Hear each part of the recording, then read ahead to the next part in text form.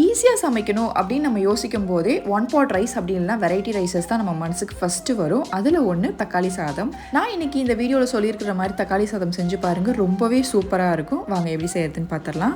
ஒரு குக்கரில் கடலெண்ணெய் ஆட் பண்ணிக்கோங்க. 2 டேபிள் ஸ்பூன் எண்ணெய் ஆட் பண்ணிவிட்டு ஒரு அன்னாசிப்பூ, ஒரு சின்ன சைஸ் பட்டை, 2 கிராம்பு, ஒரு டேபிள் ஸ்பூன் அளவுக்கு சோம்பு இதை ஆட் பண்ணிவிட்டு அது பொரிஞ்சதுக்கப்புறமா ஒரு பெரிய வெங்காயத்தை நீல வாக்கில் கட் பண்ணி ஆட் பண்ணிக்கோங்க.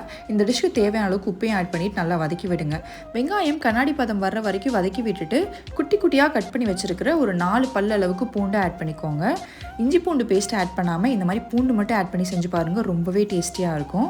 வெங்காயம் பூண்டு நல்லா வதங்கி இந்த மாதிரி லைட் ப்ரௌன் கலரில் சேஞ்ச் ஆகிருக்கும். அந்த ஸ்டேஜில் நல்லா பழுத்த 4 நாட்டு தக்காளியை கட் பண்ணி ஆட் பண்ணிக்கோங்க. முடிஞ்ச அளவு குட்டி குட்டியாக கட் பண்ணி ஆட் பண்ணிவிட்டு ஒரு மிக்ஸ் பண்ணி விட்டுட்டு 1 டேபிள் ஸ்பூன் அளவுக்கு மிளகாத்தூள் ஆட் பண்ணிக்கோங்க. நீங்கள் உங்கள் காரத்துக்கு ஏற்ற அளவுக்கு அட்ஜஸ்ட் பண்ணி ஆட் பண்ணிக்கலாம்.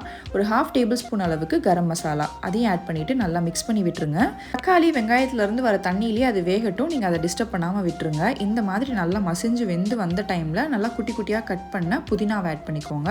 ஒரு 5-6 ஸ்ட்ராண்ட் அளவுக்கு புதினா இருக்கும். அதை நல்லா ஃபைனாக நான் கட் பண்ணி ஆட் பண்ணியிருக்கேன். அப்போ தான் குழந்தைங்க சாப்பிடும்போது அதை தனியாக எடுத்து வைக்க மாட்டாங்க. எல்லாத்தையும் நல்லா மிக்ஸ் பண்ணி விட்டுட்டு ஒரு 20 மினிட்ஸ் வரைக்கும் ஊற வச்சு சாப்பாட்டு அரிசியை ஆட் பண்ணிக்கோங்க.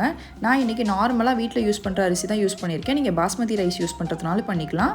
1 கப் ரைஸ்க்கு நான் 2 கப் தண்ணி அந்த அளவுக்கு ரேஷியோக்கு ஆட் பண்ணிவிட்டு இதை நல்லா கொதிக்க விட்டுருங்க. உப்பு காரம்லாம் செக் பண்ணிக்கோங்க. உப்பு தேவைன்னா அந்த ஸ்டேஜில் ஆட் பண்ணிவிட்டு அப்படியே கொதிக்க விட்டுருங்க. இந்த மாதிரி நல்லா அரிசி வெளியில் தெரியும். இது இந்த ரைஸ்க்கு மட்டும் இல்லைங்க, ஜென்ரலாக நீங்கள் ஒயிட் ரைஸ் வைக்கிறீங்கனாலும் உடனே மூடி போடாமல் இந்த மாதிரி அரிசி வெளியில் தெரியும் போது மூடி போட்டு விசில் போட்டிங்கன்னா உங்களுக்கு கேஸும் சேவ் ஆகும், சாப்பாடும் நல்லா பொல பொலன்னு வெந்து வரும். நீங்கள் உங்கள் அரிசிக்கு எவ்வளோ விசில் விடுவீங்களோ அத்தனை விசில் விட்டுட்டு ப்ரெஷர் நல்லா இறங்கினதுக்கப்புறமா ஓப்பன் பண்ணிவிட்டு ஒரு கிண்டி விட்டுட்டிங்கன்னா சூப்பரான டொமேட்டோ ரைஸ் ரெடி ஆகிடும். இந்த டொமேட்டோ ரைஸ்க்கு ஆனியன் ரைத்தா சூப்பராக இருக்கும். எதுவுமே வீட்டில் இல்லைன்னா வெறும் சிப்ஸை வச்சு சர்வ் பண்ணுங்கள். உங்களுக்கு டைம் இருக்குன்னா உருளைக்கிழங்கு பொரியல் ரொம்பவே சூப்பராக இருக்கும். வெறும் பாயில்டு எக்கே வேறு லெவல் காம்பினேஷனுங்க.